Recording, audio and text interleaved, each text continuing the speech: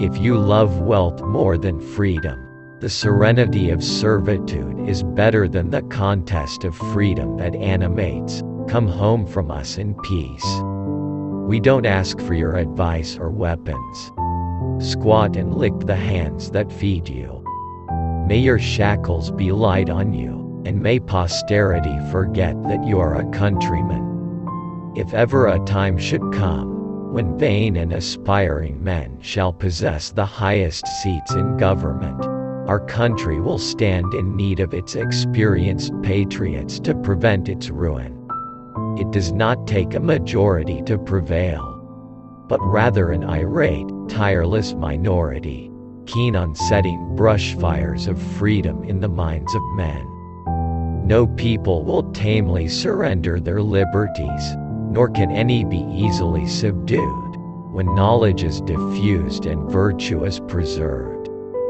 On the contrary, when people are universally ignorant and debauched in their manners, they will sink under their own weight without the aid of foreign invaders. A general dissolution of principles and manners will more surely overthrow the liberties of America than the whole force of the common enemy. While the people are virtuous, they cannot be subdued. But when once they lose their virtue, then will be ready to surrender their liberties to the first external or internal invader.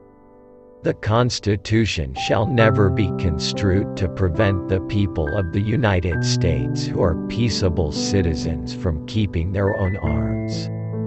The liberties of our country, the freedoms of our civil constitution are worth defending at all hazards. It is our duty to defend them against all attacks. We have received them as a fair inheritance from our worthy ancestors.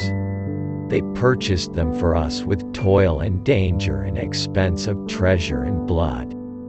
It will bring a mark of everlasting infamy on the present generation, enlightened as it is, if we should suffer them to be wrested from us by violence without a struggle, or to be cheated out of them by the artifices of designing men. All might be free if they valued freedom, and defended it as they should. Nil desperandum, never despair. That is a motto for you and me. All are not dead, and where there is a spark of patriotic fire, we will rekindle it. How strangely will the tools of a tyrant pervert the plain meaning of words. Nothing is more essential to the establishment of manners in a state than that all persons employed in places of power and trust must be men of unexceptionable characters. We have this day restored the sovereign to whom alone men ought to be obedient. He reigns in heaven, and from the rising to the setting sun, may his kingdom come.